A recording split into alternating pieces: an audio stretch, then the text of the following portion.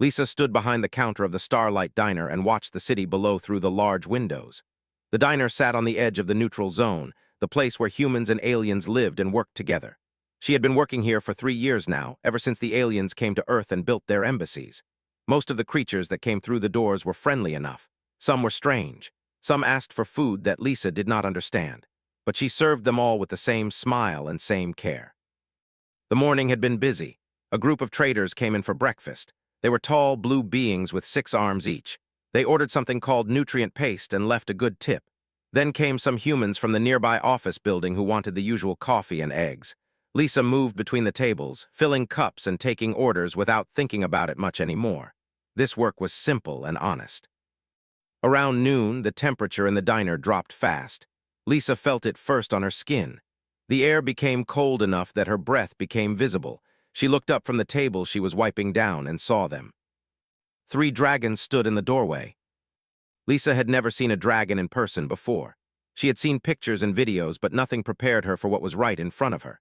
These were not small creatures. They were huge and powerful.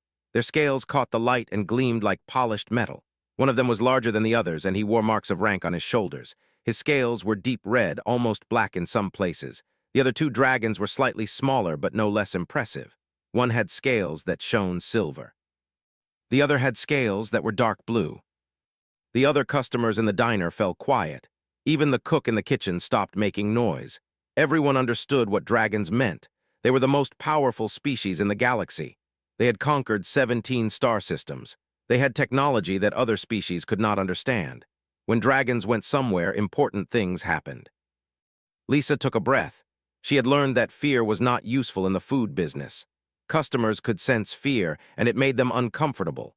So she pushed down the nervous feeling in her chest and walked toward the dragons with her notepad in her hand. The large dragon looked at her. His eyes were yellow and sharp. He looked at Lisa like she was an interesting object he had found on the ground. She saw no kindness in those eyes, but she also saw no anger. "Welcome to the Starlight Diner," Lisa said. Her voice was steady. "I'm Lisa. What can I get for you today?" The dragon made a sound that could have been a laugh.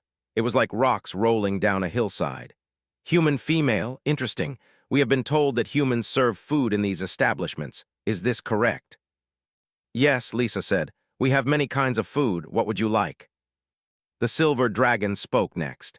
His voice was thinner than the first dragon's voice, but still deep. "Bring us what you think is suitable for beings of our status. We do not care about the details." Lisa wrote nothing down. She just nodded and walked back to the kitchen. Behind her, she heard the dragons move to a large table near the window. They moved with purpose, taking the best seats in the restaurant. The other customers looked away from them and tried to eat their food quietly. In the kitchen, the cook, a man named Henry, looked pale. "Are those really dragons?" he asked. "Yes," Lisa said. She pulled out some of the best ingredients they had. "Make something good. They seem important." "Dragons are always important," Henry said. "They conquered half the galaxy. My dad told me stories about them. He said they are cold and they do not care about other species much." Lisa prepared the table they would eat at. She put out nice plates and fresh napkins. She made sure the chairs were comfortable. Then she told Henry to make a good meal. When the food was ready, she carried it out carefully. The large dragon watched her set down the plates. He looked at the food for a long moment. "What is this?" he asked. "Steak," Lisa said, "with vegetables and rice. Water to drink like you asked for. The steak is cooked warm and soft inside. Many customers say it is very good." "We did not ask for anything specific," the dark blue dragon said, showing small teeth. "You chose this for us." "Yes," Lisa said. "I thought you might like it." The dragons began to eat. They ate like they did everything else, with power and control. But Lisa noticed that they finished everything on their plates. The large dragon even looked at his empty plate and made a small sound that might have been approval. For the next 2 hours, Lisa served them refills of water and coffee. She brought extra bread when one of the dragons asked. She did not interrupt them when they talked, but she could hear their voices, and she found herself listening to what they said. "The council will accept our terms," the large dragon said. His name was Vex. She heard one of them call him. "The humans are too simple to resist. They have no real military power. Their technology is weak." "We have seen their weapons systems," the silver dragon said. His name was, "They are 20 years behind our lowest standards." The third dragon made an angry sound. "They think they deserve a place at the council table. They have been in space for only 50 years, and already they want respect from species that have ruled for thousands of years." "Let them want," Vex said. "We will give them nothing. When the negotiations begin, we will make them understand that they need us far more than we need them. We will take what we want from their world, and they will have no choice but to accept it." Lisa walked past their table carrying empty plates. She said nothing. She did not show the feeling that was building inside her chest. As the dragons finished their meal, said something that made Lisa stop moving for a moment. He mentioned 452B. He mentioned a colony there. He mentioned something that had happened 50 years ago, before the dragons knew humans could listen and understand their language this well. Lisa's hands became steady again, but her mind was working fast. She knew about 452B. She knew about that colony because her mother had been there. Her mother had worked as a scientist on that world for 2 years. When she came back to Earth, she never talked about it. She had left her job in space and had never gone back. Lisa had always wondered why. Now she was beginning to understand. The dragons came back to the Starlight Diner 3 days later. Lisa was not surprised. Something in her had known they would return. Important people always returned to places where they felt comfortable and safe. And the Starlight Diner was safe for them. No one would dare attack them here. No one would dare record them or broadcast their words. The neutral zone protected both species equally. Lisa was ready when they walked through the door at lunchtime. She had prepared herself. She had thought about what she needed to do. As soon as she saw their shadows in the doorway, she felt calm inside. A person could only control what they could control. She could only do what was right. The dragons took the same table by the window. This time other customers stayed away. People in the diner seemed to understand that this was dragon space now. Lisa moved around the restaurant, serving the few humans left, keeping everything normal, keeping everything quiet. When Vex and his companions had settled into their seats, Lisa approached with her notepad. "Welcome back," she said. "Same meal as last time or something different?" "The same," Vex said without looking at her. "And bring no noise or unnecessary talk. We have business to discuss." "Of course," Lisa said. She turned and walked to the kitchen to place their order with Henry. While the food cooked, Lisa worked on other tables. She kept her movements smooth and quiet. She became the kind of person that other people did not really notice. This was a skill that humans had learned long ago. When you became invisible, people forgot you were there. Then they forgot to watch what they said around you. After 20 minutes, she carried out the dragon's meal. She set the plates down with care. She poured water into their glasses. She asked if they needed anything else. Vex waved her away without answering. Lisa walked to the other side of the diner and stood by the window, pretending to look at the city below. But her ears were sharp and focused. The dragons spoke in their own language sometimes, but they also spoke in the galactic trade language, which many species understood. "The human government sent a request for council membership," was saying. "They believe that 150 years in space is enough time to be taken seriously." "150 years is nothing," said. His voice was hard and cold. "We have ruled for over 3,000 years. These creatures are insects. They should be grateful for the air they breathe." "That is not entirely fair," Vex said. He was eating slowly and his voice was thoughtful. "The humans have managed to do something unusual. They have developed their own space program without support from older species. They have built their own ships. They have formed their own colonies. In some ways, this makes them interesting." "Interesting does not mean strong," said. "I reviewed their military databases. They have nothing that comes close to our defensive systems. They have no weapons that could even damage our smallest transport ship. They are primitive in every meaningful way." Lisa's hands stayed still, but her mind was moving fast. She understood what they were saying. She understood the danger. "What of their adaptability?" Vex asked. "What did the survey team report about their ability to survive in harsh environments?" Made an angry sound. "That report was not accurate," he said. "I reviewed the raw data before the final report was filed. The humans are harder to kill than we thought. Some of them survived conditions on the colony world that would have destroyed other species. But the final report I submitted to the council said they were weak. It said they could not survive in harsh environments for long periods." Lisa felt something cold move down her spine. The report was false. They had changed the real information. Why did you alter the data? Vex asked. There was no anger in his voice, only interest. Because true information would have made the council take them seriously, said. We do not want these insects to be taken seriously. We want them to give us access to their world without asking for much in return. If the council knew how strong and adaptive they truly were, the council would demand better terms for them. Ah, Vex said. So the council negotiations will be built on false information. Of course, said. All negotiations between species are built on false information. We show strength where we have weakness. We hide our true wants. We show the other side only what we want them to see. This is how the galaxy works. The humans do not yet understand this. Lisa moved away from her listening place. She walked to the kitchen and took a breath. Her heart was beating hard in her chest. This was bigger than she had thought. This was not just about old crimes. This was about the future of her entire world. She thought about her mother again. She thought about what had happened on 452B. Something told her that the false data about human survival was connected to whatever her mother had witnessed and recorded all those years ago. For the rest of the afternoon, Lisa continued to work. She brought refills. She cleared empty plates. She cleaned the tables, but her mind was somewhere else. It was working on a problem that seemed too big for one person to solve. When the dragons finally left the diner, Vex paused at the door. He looked back at Lisa. For just a moment, she thought she saw something in his yellow eyes, perhaps awareness, perhaps something else. Then he turned and walked out into the street. That evening after her shift ended, Lisa went home to her small apartment. She lived alone. She had always preferred it that way. She opened her personal computer and went to the secure files that her mother had given her years ago. There was a password, a long string of numbers and letters that her mother had. Lisa's mother had been a careful scientist. Even through the video, Lisa could see this in the way her mother spoke. Everything was detailed. Everything was exact.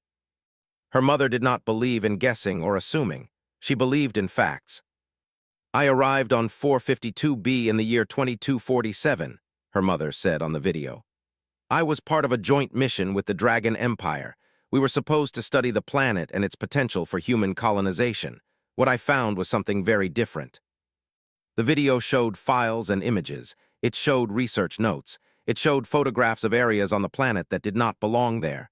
There were structures. There were machines that looked very advanced. There were areas where the ground had been changed in strange ways.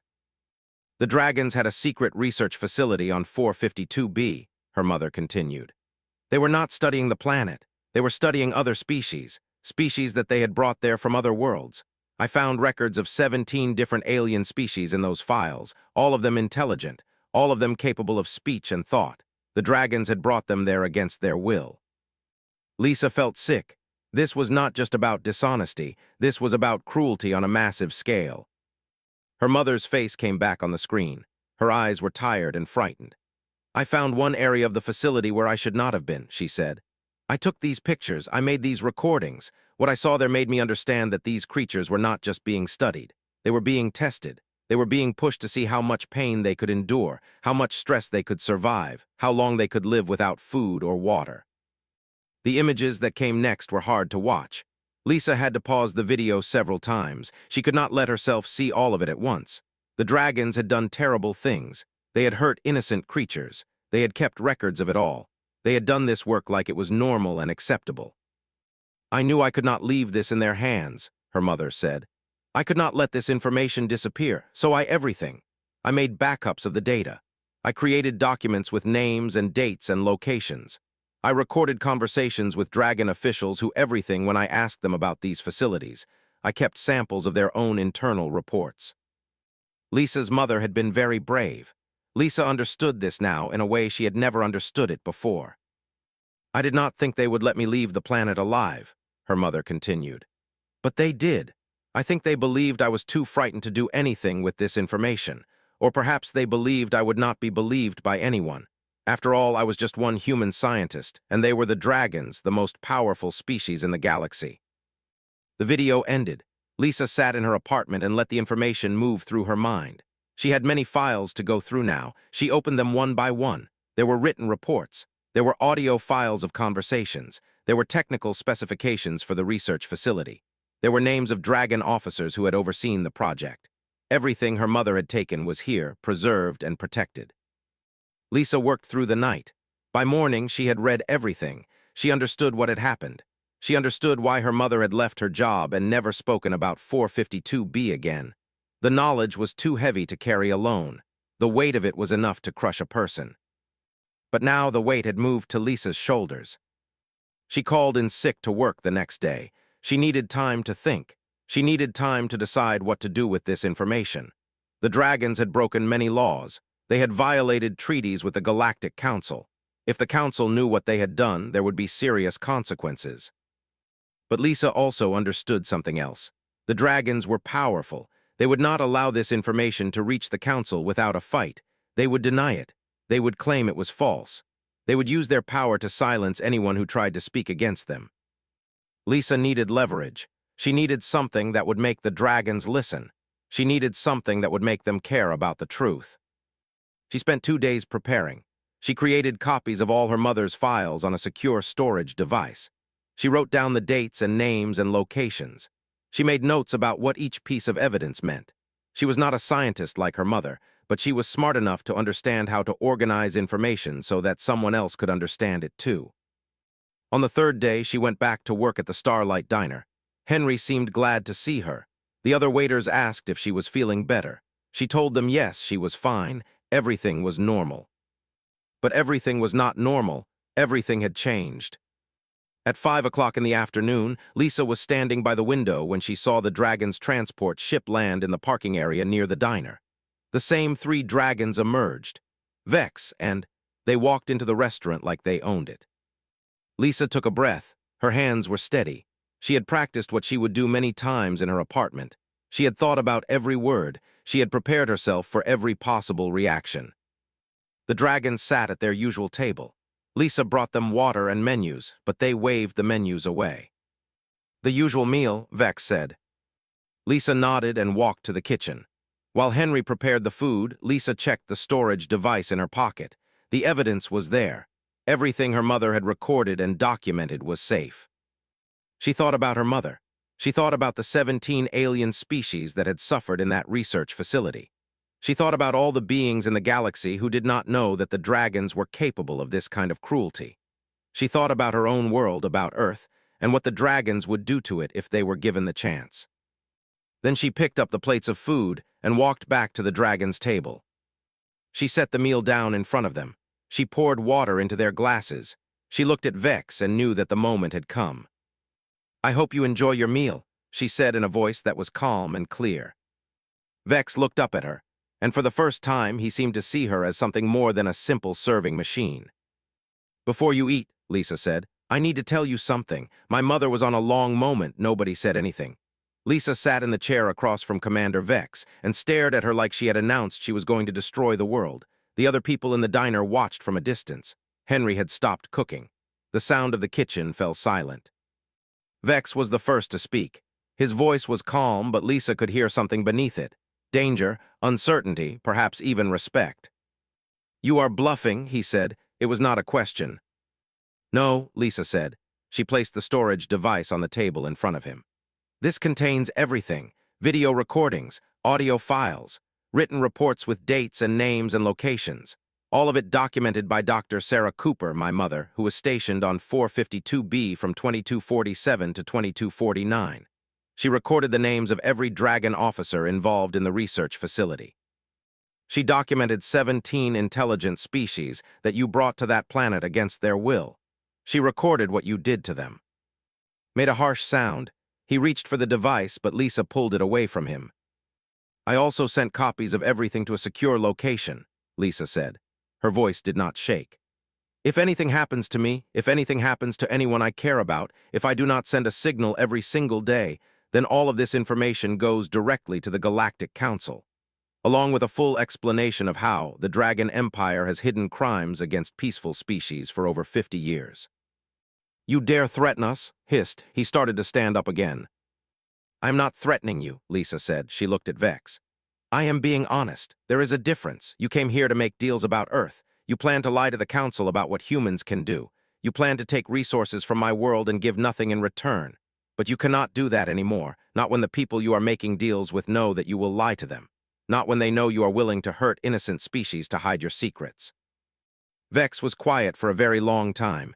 He looked at the storage device on the table. He looked at Lisa. His yellow eyes were empty of emotion, but Lisa could see his mind working behind them. "If we destroy you right now," Vex said slowly, "your system will fail. The copies you mentioned may not send the information. The location you claim to have chosen may not be real." "You are right," Lisa said. She met his gaze without looking away. "You could kill me, but you will not, because you are not sure. You are not certain that I am lying. And even if you were, killing a human inside a human city on Earth would be an act of war. The entire planet would know. The Council would have to respond. And then, even if the evidence did not reach the Council, the action itself would be proof that you have something to hide." Lisa stood up. She was not tall. She was not physically strong. The dragons could kill her without any effort at all. But right now, in this moment, she was the most powerful person in the room. "My mother kept that evidence for 50 years, Lisa said. "She never told anyone because she was afraid. She was afraid of what the dragons could do to her. She was afraid of what they would do to me if they knew she had the information. She died 5 years ago carrying that burden alone, but before she died, she told me where to find it. She told me what it meant. She told me that one day the truth might be important." Lisa put her hands on the table. "Today is that day."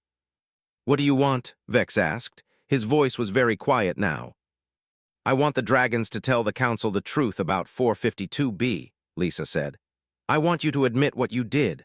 I want you to say that you reports about human capabilities on that planet. I want you to explain why you lied. And I want you to give fair terms to Earth. Real fair terms, not terms that trick my world into slavery."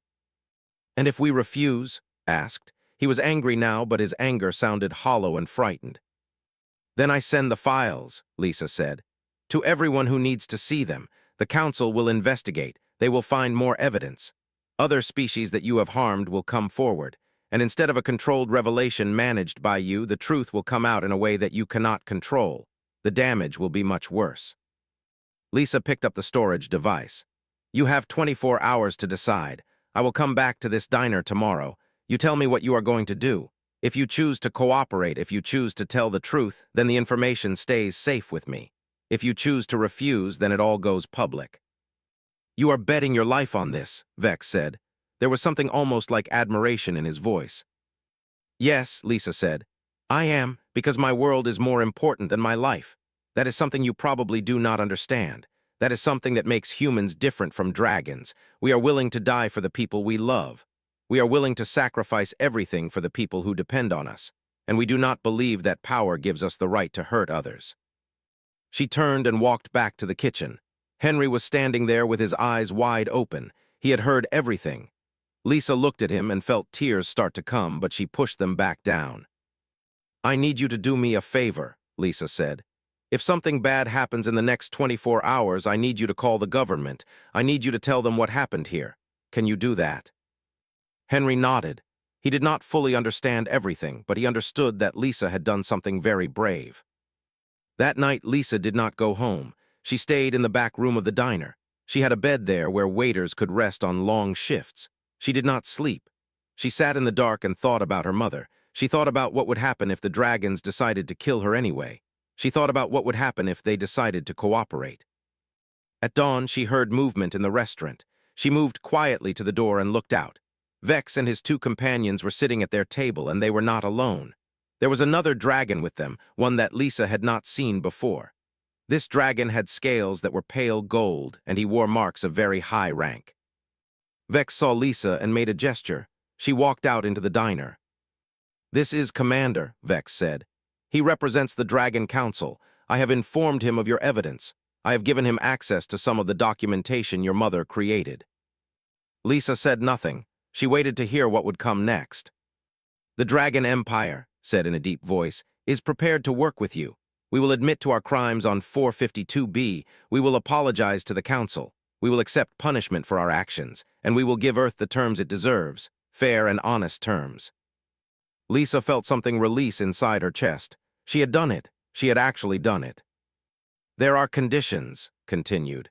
"Your evidence must remain private. It will be given only to the Council. Your mother's name will be protected.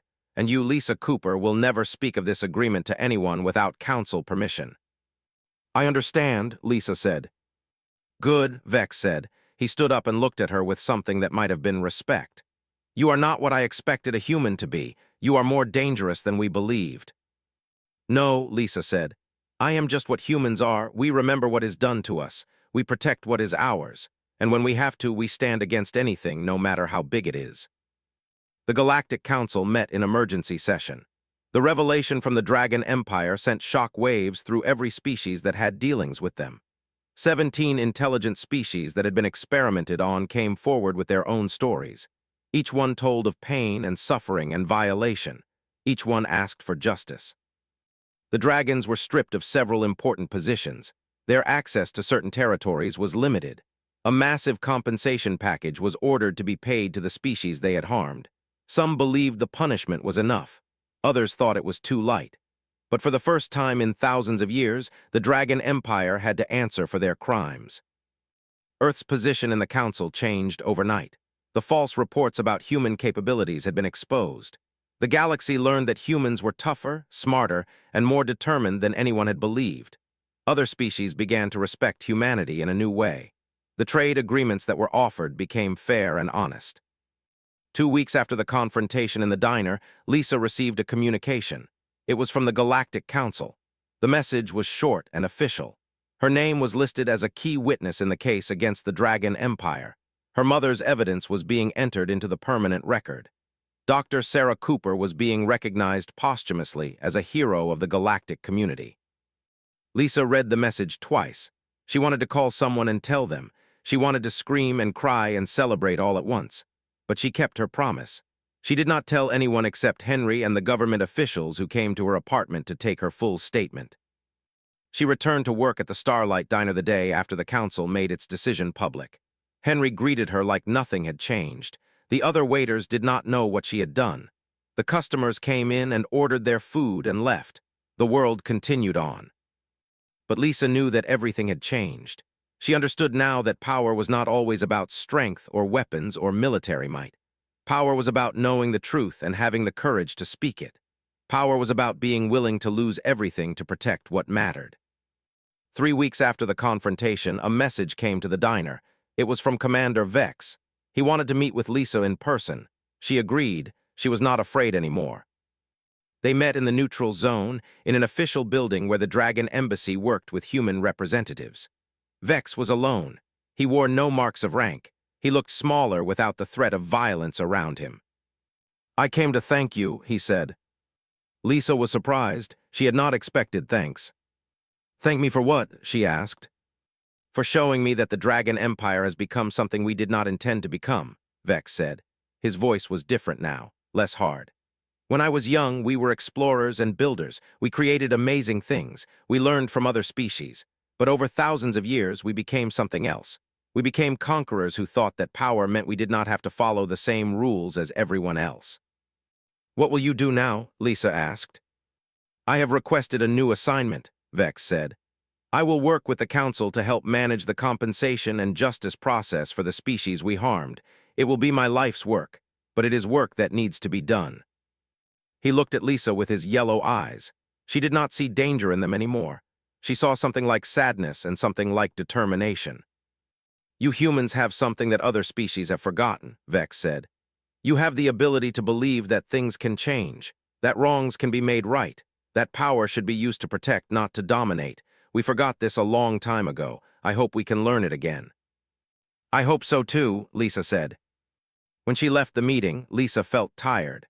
The weight of what she had done was becoming real to her now. She had changed the course of galactic history. She had forced one of the most powerful species in existence to face what they had done. The responsibility of that was enormous. She went back to her apartment. She put on the video of her mother one more time. She watched her mother's face and listened to her mother's voice. For 5 years, she had watched this video after her mother died, but she had never truly understood what it meant. Now she understood. Her mother had been brave enough to record the truth even when she thought nobody would ever care. Her mother had been willing to carry that burden alone rather than put others in danger. Her mother had trusted that one day, the evidence would be important. Lisa picked up the communication device. She called the cemetery where her mother was buried. She made arrangements to visit. She wanted to stand at her mother's grave and say thank you. She wanted to tell her mother that her work had not been forgotten, that it had not been wasted. A month later, life at the Starlight Diner returned to normal. New aliens came and went. Some were from species that had suffered in the dragon experiments. Some of them recognized Lisa and thanked her quietly. Others did not know that she had anything to do with their freedom. Lisa served them all with care. She listened when they wanted to talk. She was quiet when they wanted silence. She did the work honestly and well, just like she had always done. Vex never came back to the diner. But one day, a message arrived for her. It was from Commander of the Dragon Council. The message thanked her for what she had done. It said that Earth was now considered a valued member of the galactic community. It said that humans deserved respect and equal treatment. Lisa put the message in a secure folder. She would keep it with her mother's files. One day, perhaps, she would show it to her children. She would tell them the story of how one person with the truth and the courage to speak it had changed the galaxy. The years passed. Lisa continued to work at the Starlight Diner. She became the manager. She trained new waiters and waitresses. She made sure that the restaurant remained a place where people of all species could come and find honesty and good service. She never became famous. Her name was not in the official history of what happened. The government kept her involvement secret, as she had promised. But in the Galactic Council, where important decisions were made, people who knew the real story looked at the young human woman who worked in a diner and understood something important. Humans were not weak. Humans were not primitive. Humans were not something to take advantage of. Humans had power that went deeper than weapons or technology. Humans had the power to face truth and speak it, no matter what the cost. On the 5th anniversary of that day in the diner, Lisa went to visit her mother's grave. She placed flowers there and sat for a long time in silence. She thought about everything that had happened. She thought about 452B and the creatures that had suffered there. She thought about the Dragon Empire and their slow journey toward becoming better. She thought about the future of Earth and what it would mean for humanity to take its rightful place in the galaxy. She thought about her own choices and the choices she would make in the years to come. A young person walked past the cemetery. They recognized Lisa from news reports about galactic trade agreements and council decisions. The person did not know the full story, but they stopped and thanked Lisa for the work she did. Lisa smiled. She was grateful for the thanks, but she understood that the real hero was not her. The real hero was her mother, who had been brave enough to record the truth. The real hero was every person who chose to speak what was right, even when they were afraid. As the sun set over the city, Lisa left the cemetery and walked toward home. Tomorrow she would return to the Starlight Diner. She would serve customers and refill coffee cups and take orders. She would do the work that needed to be done. And she would know in her heart that the most important things had already changed. The dragons left the diner. Within hours, the news began to spread. The Dragon Empire released a statement to the Galactic Council. They confessed to crimes on 452B. They explained their false reports. They accepted responsibility for what they had done. The revelation shocked the entire galaxy. And in the middle of it all, nobody knew that a human waitress had forced them to tell the truth. 2B, she saw what you did there. She kept records. I have them all. I have your names. I have your faces. I have documentation of every crime you committed against those species. The dragons froze, made a sound like an animal in pain, started to rise from his seat. But Vex raised his claw and stopped them both. Sit, he commanded. Then he looked at Lisa, and his yellow eyes showed something that might have been fear. We need to talk, Vex said. Lisa nodded. She pulled up a chair and sat down at their table. In the kitchen, Henry was watching through the window. The other customers in the diner were watching too. Nobody moved. Nobody spoke. The entire world seemed to be holding its breath. On a piece of paper before she died 5 years ago. The first file opened. It was a video. Her mother's face appeared on the screen, younger than Lisa remembered her. If you are watching this, her mother said, then something has gone wrong. I need to tell you what I saw on 452B. I need you to know the truth. Lisa leaned forward. She pressed play and prepared to listen to something that would change everything. She brought the bill to the dragon's table. Vex paid with a simple wave of his claw. He did not leave a tip. He did not thank her. He and his companions simply stood up and walked toward the door like they owned the entire world. Lisa watched them go. The large dragon glanced back at her once, and his yellow eyes held that same look of not quite seeing her, of seeing her as something small and not important. Lisa picked up the dirty plates from their table. As she walked back to the kitchen, she was already thinking about what she knew and what she needed to do. The dragons had underestimated her. They had underestimated all humans, but Lisa was beginning to understand that this might be their biggest mistake.